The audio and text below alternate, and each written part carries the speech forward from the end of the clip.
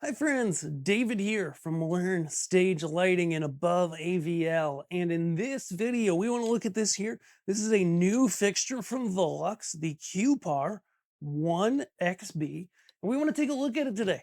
Let you know what we think, show you the features, give you a really solid review so you can decide if this is the versatile battery powered par type fixture that you need for your inventory. Let's dive in.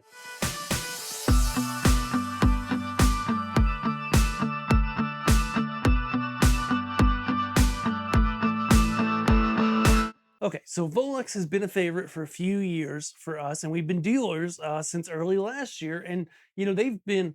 I mean, there's a lot of our brands that we really like, and Volux is one of them. They've got some new pars, including this one, the Volux Cuepar X1B, the B standing for battery, I assume. And it's got a lot under the hood. When we talk about fixtures and we talk about Volux, the thing that sets them apart is really that they really do think through their fixtures really well and still are able to bring them at a really good price. So let's take a look. First thing I want to give you guys a really good look at is just the actual look and feel of this fixture. Okay. So, like, for example, looking at the side here, they've done something with the Q-Pars, with the old Q-Par 18, which is still around and it's still their lowest priced Q-Par, where instead of doing a typical split yoke design, where if you've done these before, if you set the fixture down on the ground, you've got the yoke split and you happen to not tighten it all the way, it just droops down and falls on its cables and goes every which way. And it's been a problem with par type fixtures for about as long as LED pars have existed. They've always had this. It's not great. We've learned to deal with it, but we don't love it. And that's something with these Q pars that Volux has really fixed, because what you can see is essentially the yoke itself has a big old flat base, and it's a single unit, right? Where this is always here. So that means that, one, you can hang it. So there is a hole right there, right in it for hanging. Okay, so you can go all day long and you can put a clamp right there. You can see my finger over it. There's an omega bracket. You can hang it with an omega bracket as well too, if that's what your heart desires. Okay, but then the fact is it's got rubber feet and you can put it on the ground, and it's really quite stable on this ground base.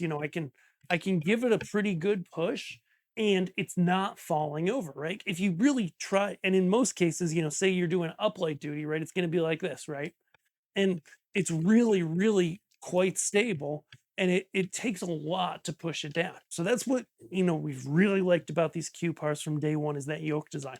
The knobs too are really a different design than I've seen a lot of places, where you have to be intentional if you're adjusting it. It's not going to just get bumped or adjusted on accident, but then it's pretty easy to loosen, adjust it to where you need, tighten it back up.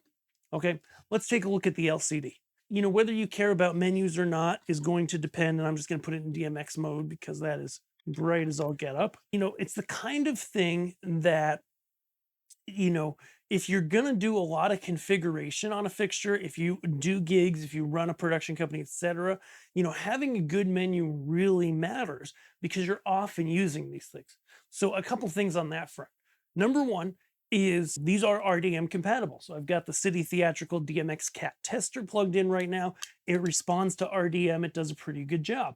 One note for Volux on that is, in the DMX Cat software, it is not responding to the highlight command. So that's something to look into for future updates. It also has wireless DMX built in through WDMX/CRMX, which is the same protocol now. Their devices are cross compatible, or it's not the same protocol. Their devices are cross compatible. Okay, so that's something to be aware of as well. But looking at the menu, it's a really nice, clear menu. You can see we've got these kind of glass buttons that a lot of manufacturers are doing, where it keeps it waterproof and it doesn't have an actual push down on it. So you do need a finger. You can't necessarily adjust it in gloves. There's a power button as well. I do like the power button just because it's a little hard to hit with your finger. I can get it with my pinky finger, but you could always get it with a pen or a Sharpie or something like that. Okay. Next, the menu itself is really great, and there's a lot of great stuff in here.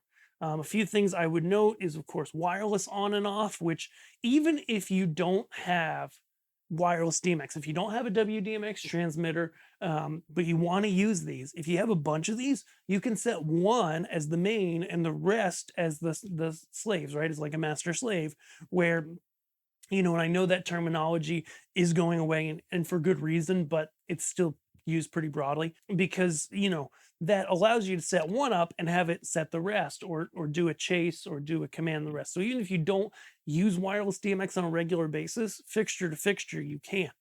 You can see, of course, we are running on battery right now, and I plugged it in for just a couple hours this morning after running it a bunch yesterday, and it charged up real quick all the way. And there's some other really great settings in here, like some really key ones that I find is that, for one, there are options in here for what happens when DMX disconnects, for the PWM frequency, for the dimmer curve, and all of that I also found accessible via RDM. And then there's this one called Runtime. Okay, so Runtime, from what I best gather, and should have read the manual that came in the box, but I didn't, is basically there's a bunch of settings in there from 3 hours to 18 hours. And so from what I'm gathering, at full white, that is setting the brightness level so that you can run it for the given number of hours. So pretty cool that you can set that. Again, I found all of those things accessible via RDM with the DMX Cat tool. Everything seemed to work well. Now let's actually look at this thing.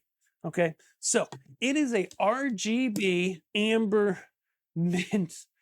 Well, they use the terms cyan, amber, and you see I have a little bit of haze in here now. Cyan, amber, and lime array.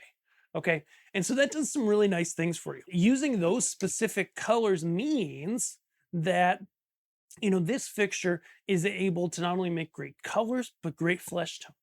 So let's look at the individual emitters really quickly. So this is red, and we've got it, in a direct dimmer mode. And we'll go to green. It's a nice kind of Kelly green. It's not overly harsh. It looks nice. As you can see, we've got a little bit of haze coming in the room. It's a 25-degree beam angle, a 40-degree field angle. Looks pretty nice in haze, though, I admit this is more of an uplight type unit.